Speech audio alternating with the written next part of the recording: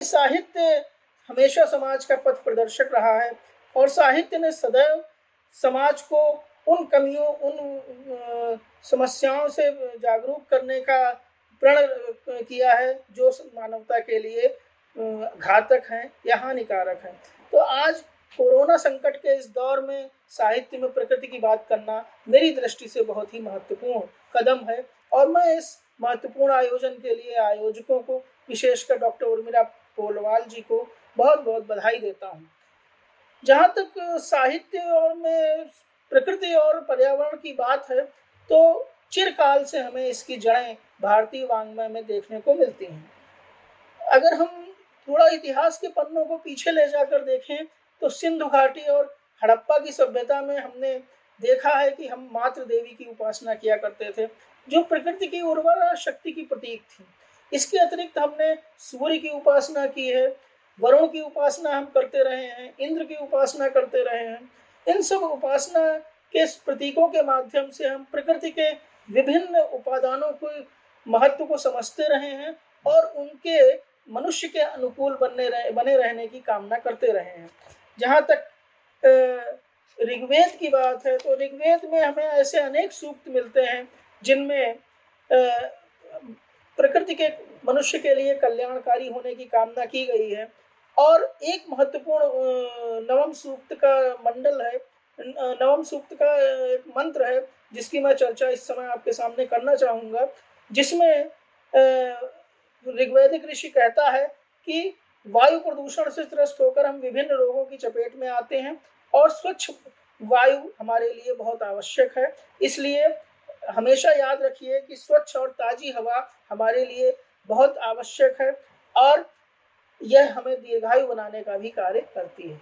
आज कोरोना का संकट जो संक्रामक रूप में हमारे सामने उपस्थित है, उसमें ऋग्वैदिक ऋषि की ताजी हवा की औषधि के समान महत्ता को हम स्वतः समझ सकते हैं। इसके अतिरिक्त अगर हम देखें तो हमें एक अन्य ऋग्वैदिक काल का ही एक सूत्र मिलता है जिसमें ऋषि कहता है कि भोजन और स्वास्थ्य देने वाली समस्त वनस्पतियों की माता भूमि और पिता मेघ है और वर्षा के रूप में पिता बनकर मेघ पृथ्वी में गर्भाधान करता है और उससे हमें अन्न और जल की प्राप्ति होती है। तो इस तरह से हमारे ऋग्वैदिक ऋषियों ने हमारी प्रकृति की महत्ता को वैज्ञानिक दृष्टि से बताने का कार्य किया है। ऐसा ही कुछ गोस्वामी तुलसीदास जी ने रामचरितमानस में कहा है कि बरसत हर्षत लोग सब करशत लखे न कोय, तुलसी प्रजा सुभाव ते भूप भानु सम होय। यानी बरसते समय तो हर कोई हर्षित होते हैं, लेकिन जब वही मेघ आकाश में समुद्र के माध्यम से जल का अवशोषण करता है, जल को अपनी ओर खींचता है, तो किसी को कुछ पता नहीं चलता। और इसीलिए राजा को भी प्रजा के अच्छे स्वभाव के कारण सूर्य के समान होना चाहिए। तो जिस तरह से सूर्य प्रकृति में वर्षा का उपादान बनता है, लेकिन जब अपनी किरणों से वो यहाँ के जल को अवशोषित करता है तो किसी को भी पता नहीं चलता। और ये वैज्ञानिक तथ्य है कि हमारे पृथ्वी का ही जल अवशोषित होकर ऊपर आसमान में जाता है और वही वर्षा के जल के रूप में हमारे पास आता है। ये एक प्रकार का चक्र है। तो इसकी जानकारी, इस वैज्ञानिक सिद्धांत की जानकारी गोस्वामी तुलसीदास जी को स्पष्ट रूप से रही होगी। तो मेरे पास बहुत सारे ऐसे उदाहरण हैं जिनमें कवियों ने वैज्ञानिक दृष्टि का प्रतिपादन करते हुए अपनी बात कही है। जैसे कि एक कबीर का एक दोहा है जिसकी मैं इस समय चर्चा करना आवश्यक समझता हूँ, जिसमें वो कहते हैं कि बलिहारी गुरु आपने देवहाड़ी के पार, जिन मानिष्टे देवता करत न लागी बार। इसमें देखिए जो ये बलिहारी शब्द है, इस बलिहारी का अर्थ हम लोगों ने सामान्य रूप में जो लिया है वो तो हम जानते हैं कि गुरु पर बलिहारी है, लेकिन बलिहारी का एक और अर्थ है जो बनैला होता है, एक औषधि पौधा, उसे बलिहारी तत्सम रूप में कहते हैं। और ये मधुमेह के लिए बहुत ही, डायबिटीज के लिए बहुत ही महत्वपूर्ण औषधि है। तो कबीरदास जी के इस दोहे को अगर हम दोबारा समझें तो इसमें स्पष्ट होता है कि कि बलिहारी की वो औषधि की स्तुति कर रहे हैं कबीर, और कह रहे हैं कि ये एक ऐसी स्तुति है जो मनुष्य को देवता के रूप में बदल देती है। कहने का मतलब ये है कि मनुष्य की बीमारियों को दूर कर उसे देवता के समान निरोगी बना देती है। तो इस तरह से प्रकृति संरक्षण और प्रकृति के महत्वपूर्ण अवयवों की प्रशंसा करना हमारे कवियों का चिरकाल से प्रिय शगल रहा है। इसी तरह का एक दोहा बिहारी का भी मैंने देखा है, जिसमें हम लोगों ने जो अर्थ अभी तक समझा है उससे कुछ हटकर अर्थ भी इसका निकलता है। वो महत्वपूर्ण और सुप्रसिद्ध दोहा है, मेरी भव बाधा हरो राधा नागरी सोए, जातन की झाई परे श्याम हरित दुखी हुए। इसमें जो राधा शब्द है, राधा शब्द हल्दी का भी पर्याय है। अगर हम राधा को हल्दी के रूप में इसका अर्थ ग्रहण करने की चेष्टा करते हैं तो स्पष्ट हो जाता है कि हल्दी से झाई की बीमारी मनुष्य से दूर हो जाती है। इसलिए हमें हल्दी को औषधि रूप में अवश्य इस्तेमाल करना चाहिए, ऐसा संदेश बिहारी इस दोहे के माध्यम से करते हैं। विद्यापति को अगर हम देखें तो विद्यापति गंगा की स्तुति जब करते हैं तो उसमें वे कहते हैं कि गंगा के कारण ही हमारी धरती उपजाऊ है और हमारे लिए वो स्वास्थ्यवर्धक भी है। तो उसमें वो कहते हैं कि जय गंगे शरणागत भव गंगे, ब्रह्मा कमंडल उबास सुबासिनी सागर नागर ग्रह वाले, पालक महिष विदारण कारण घृतकर बाल बीच भाले। इस तरह से वो गंगा की विशेषता का वर्णन करते हुए गंगा के कल्याणकारी औषधि स्वरूप की भी चर्चा करते हैं।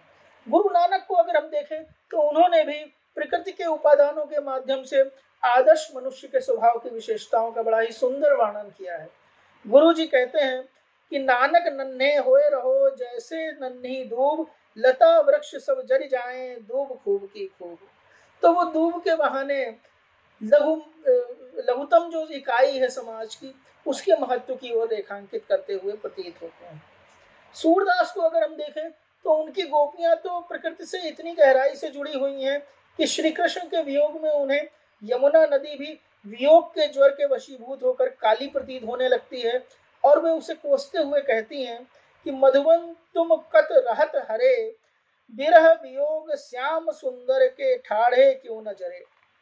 तो इस तरह से सूरदास जी मधुबन को बताते हैं कि जो है तुम भगवान कृष्ण के वियोग में तुम्हें हरे रहने का कोई अधिकार नहीं है। कहने का मतलब ये कि अगर ईश्वर नहीं है तो प्रकृति के सौंदर्य का कोई अर्थ नहीं है। इसी तरह से गोस्वामी तुलसीदास जी जब राम राज्य की चर्चा करते हैं तो वे पर्यावरण संरक्षण की भी बड़ी महत्वपूर्ण चर्चा करते हैं कि वो कहते हैं कि वृक्ष से फल खाना तो उचित है, लेकिन वृक्षों को काटना अपराध के समान राम राज्य में माना जाता है। वो कहते हैं रीज खीज खुरुदेव सिख सखा सुसाहित साधु, तोरी खाऊ फल होई भलू तरु काटे अपराध।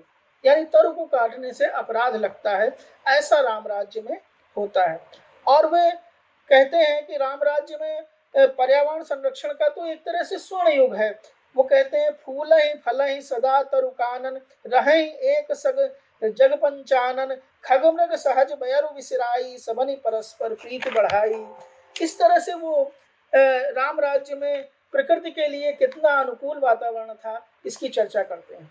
रहीम की अगर हम बात करें तो रहीम भी प्रकृति और पर्यावरण और मनुष्य के सद्गुणों के संरक्षण की चर्चा करते हुए एक स्थान पर कहते हैं कि मन मोता अरु दूध रस इनकी, क्षमा करें, मन मोती अरु दूध रस इनकी सहज सुभाए, फट जाए तो ना मिले कोटिन करो उपाय। एक दूसरा इनका दोहा है जिसमें वो कहते हैं तरुवर फल नहीं खात हैं, सरवर पिए ही न पान, कही रहीम पर काज हित संपत्ति संचय सुजान। इसी तरह से जायसी 12 मासा में ऋतुओं की दशा के अनुरूप नागमती किस तरह से विरह में लिप्त रहती है, उसकी चर्चा करते हुए कहते हैं कि कुहुक कुहुक जस कोयल रोई, रकत आंसू घुघुची बन बोई, तही दुख भय परास निपाते, लोह मूड़ी उठे भय ताते। तो इस तरह से जायसी भी पर्यावरण के मनुष्य अगर दुखी है तो प्रकृति भी दुखी होगी, इसकी चर्चा करते हैं। और जायसी प्रकृति के अनुरूप पर्यावरण में प्रवृत्ति विपर्य प्रस्तुत करते हुए कई बार पाठकों को चौंका देते हैं कि अरे जैसी ये क्या कह रहे हैं। तो ऐसा ही एक चौपाई का उदाहरण मैं आपके सामने रखता हूँ कि कार्तिक शरद चंद उजियारी, जग शीतल हो बिरह जारी, 14 करा चांद पर गाता, जनहु जरय सब धरती आकाशा।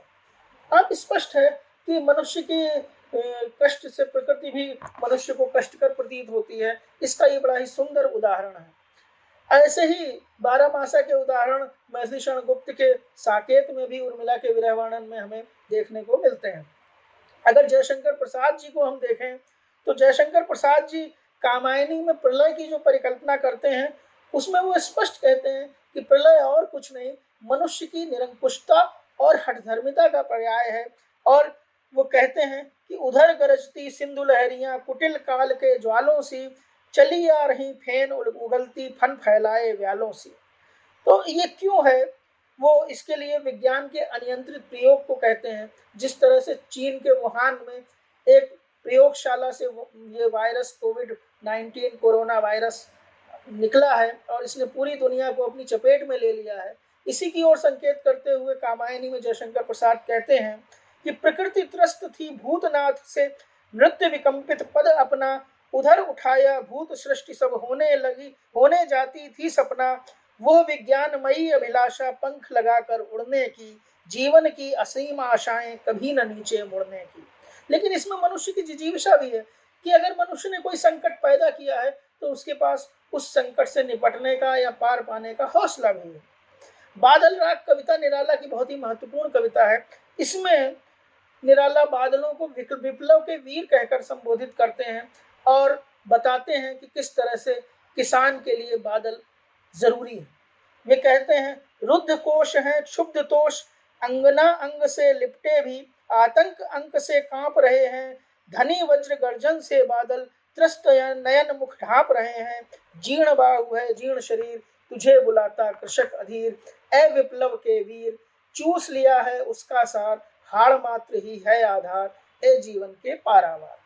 अगर हम सुमित्रानंदन पंत जी की बात करें तो वे गुंजन कविता संग्रह में एक कविता उनकी है तुम्हारी आंखों का आकाश। उसमें वे बताते हैं कि प्रकृति का मनुष्य से कितना गहरा संबंध है। वे कहते हैं तुम्हारी आंखों का आकाश, सरल आंखों का नीला आकाश, खो गया मेरा खग अनजान, मृगेक्षणी इनमें खग अज्ञान, देख इनका चिर करुण प्रकाश, अरुण कोरों में उषा विलास, खोजने निकला निभृत निवास, न जाने क्या क्या ले अभिलाष, खो गया बाल विहग नादान, तुम्हारे नयनों का आकाश, सजल श्यामल अकूल आकाश। इस तरह से पंत जी प्रकृति और मनुष्य के जुड़ाव को रेखांकित करते हैं। और जो छायावादी चतुष्टय की जो चौथी महत्वपूर्ण कवियत्री महादेवी वर्मा है, वे रश्मि कविता में अपने प्रकृति प्रेम को इस तरह से कुछ बताते हुए प्रतीत होती हैं कि चुभते ही तेरा अरुण बाण, बहते कन कन से फूट फूट, मधुके निर्जर से निर्जल गान, मधुके निर्झर से सजल गान, इन कनक रश्मियों में अथा लेता हिलोर तम सिंधु जाग, बुदबुद से बह चलते अपार, उसमें वेगों के मधुर राग, बंती प्रवाल का मधुर पुल, जो क्षितिज रेख थी कुहर मलान। महादेवी जी की महत्वपूर्ण रचना एक मेरा परिवार संस्मरण भी है, जिसमें वे अनेक पालतू पशुओं के बारे में महत्वपूर्ण संस्मरण लिखकर उन्हें याद करती हैं, जो उनकी गहन संवेदनशीलता का परिचायक है। केदारनाथ अग्रवाल ने फूल नहीं रंग बोलते हैं कविता संग्रह में अनेक प्रकृति से संबंधित कविताएं लिखी हैं, जिसमें एक कविता है आज नदी बिल्कुल उदास थी। उसमें केदारनाथ अग्रवाल जी लिखते हैं आज नदी बिल्कुल उदास थी, सोई थी अपने पानी में, उसके दर्पण पर बादल का वस्त्र पड़ा था, मैंने उसको नहीं जगाया, दबे पांव वापस घर आया। अगर बाबा नागार्जुन को देखें तो वे अपने अपने खेत में कविता में मनुष्य द्वारा बाजारू चीजों से खेती के साथ साथ मनुष्यता को भी बचाने की बात करते हैं। और वो कहते हैं कि रासायनिक उर्वरक रूपी जो कृत्रिमता हमने अपनी कृषि में शामिल की है, उसकी जगह हम प्रकृति की ओर लौटें, प्राकृतिक चीजों की ओर लौटें, जैविक खेती की ओर लौटें। वे कहते हैं कि अपने खेत में हल चला रहा हूँ, इन दिनों बुआई चल रही है, इर्द गिर्द की घटनाएं ही मेरे लिए बीज जुटाती हैं। हाँ, बीज में घुन लगा हो तो अंकुर कैसे निकलेंगे। जाहिर है बाजारू चीजों की निर्मम छटाई करूंगा। खाद और उर्वरक और सिंचाई के साधनों में भी पहले से ज्यादा ही चौकसी बरतनी है। मकबूल फिदा हुसैन की चौंकाऊ या बाजारू टेक्निक हमारी खेती को चौपट कर देगी। त्रिलोचन शास्त्री प्रगतिवादी त्रयी के महत्वपूर्ण हस्ताक्षर हैं। वे संध्या ने मेघों के कितने चित्र बनाए शीर्षक से कविता में प्रकृति के ऐसे चित्र उकेरते हैं कि जिन्हें निरखते निरखते मनुष्य के दृग भी हार जाते हैं। वे कहते हैं कि संध्या ने मेघों के कितने चित्र बनाए, हाथी घोड़े पेड़ आदमी जंगल क्या क्या नहीं रच दिया, और कभी रंगों से क्रीड़ा की आकृति नहीं बनाई। कभी चलाए झीने से बादल जिनमें चटकीली लाली उभर उठी थी, जिनकी आभा हरियाली पर थिरक उठी थी जाते जाते क्षितिज पटी पर। विविध रूप आकार बदलते से ज्यों नहाए, हुए प्रकाश और छाया में अपना पद ले। रात उतर आई दिखलाए दिए सितारे, पेड़ गांव अस्पष्ट दिखे मानव द्रगहारे। अज्ञेय की कविताएं अगर हम देखें तो उसमें प्रकृति यत्र तत्र सर्वत्र दिखती है, लेकिन मेरे विचार से उनकी हिरोशिमा कविता मनुष्य की प्रकृति के छेड़छाड़ के दुष्परिणामों को बहुत स्पष्टता से बताती है, और इस कोरोना के संकट में मनुष्य को सावधान भी करती है कि अगर तुमने प्रकृति के साथ छेड़छाड़ की तो हिरोशिमा जैसी घटना भी हो सकती है और कोरोना जैसी घटना भी हो सकती है। वो कहते हैं कि एक दिन सहसा सूरज निकला, अरे क्षितिज पर नहीं नगर के चौक, धूप बरसी पर अंतरिक्ष से नहीं फटी मिट्टी से।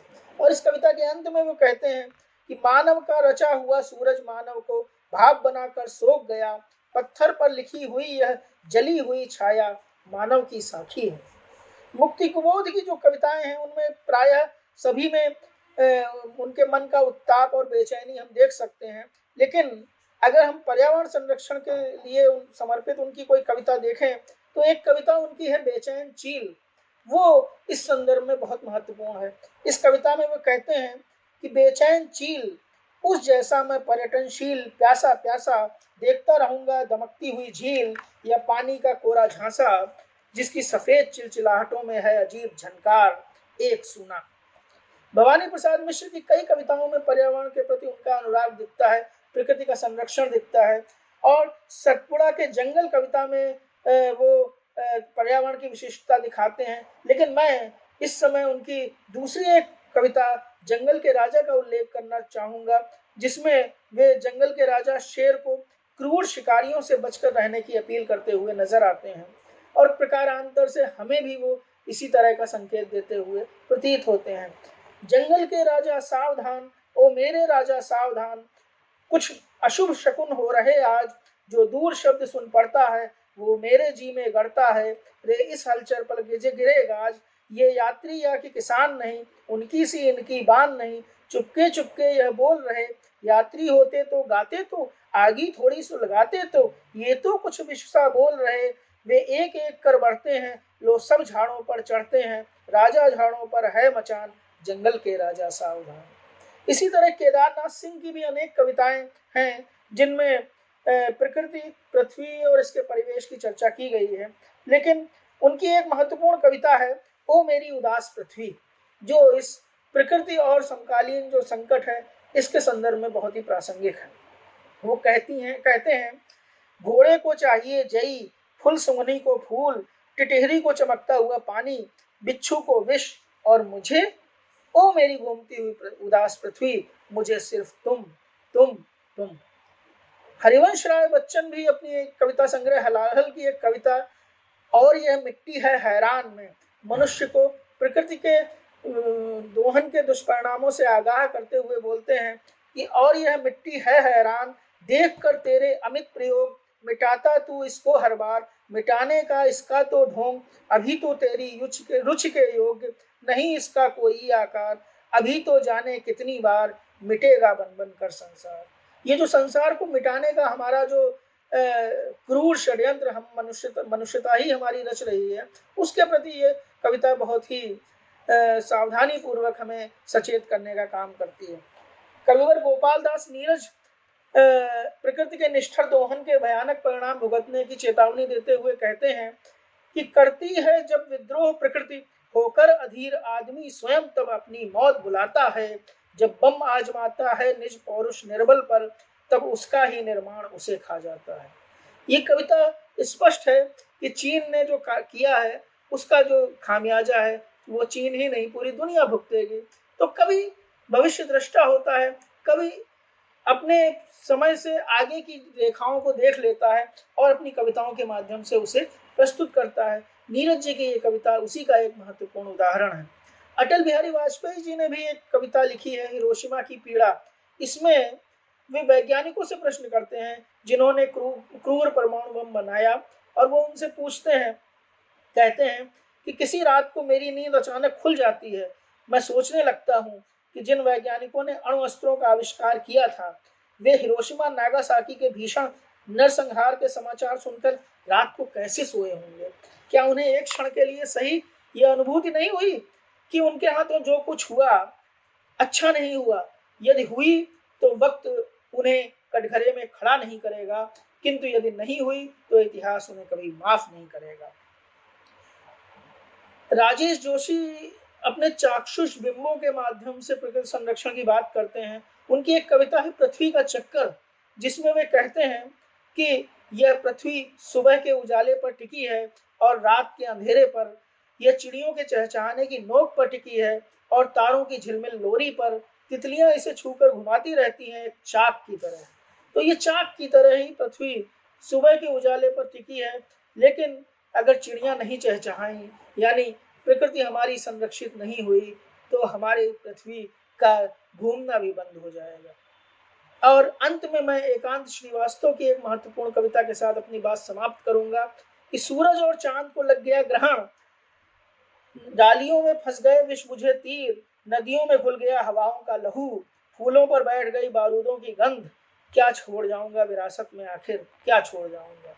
ये सवाल समूची मानवता को अपने अंदर झांक कर अपने आप से करना चाहिए कि हम आने वाली पीढ़ियों के लिए क्या छोड़ कर जाएंगे। अगर इसी तरह हम पर्यावरण का शोषण करते रहे, इसी तरह हम मनुष्यता के प्रति अपने जिम्मेदारियों को भूलकर इस तरह के संकट उत्पन्न करते रहे, तो मनुष्यता बहुत दिनों तक जीवित रह पाएगी, इसमें मुझे संदेह है। इसलिए हम सबका ये कर्तव्य है कि हम प्रकृति का संरक्षण करें, मनुष्यता का संरक्षण करें, संसार का संरक्षण करें, सृष्टि का संरक्षण करें, ब्रह्मांड का संरक्षण करें और प्रकारांतर से अपना भी संरक्षण करें।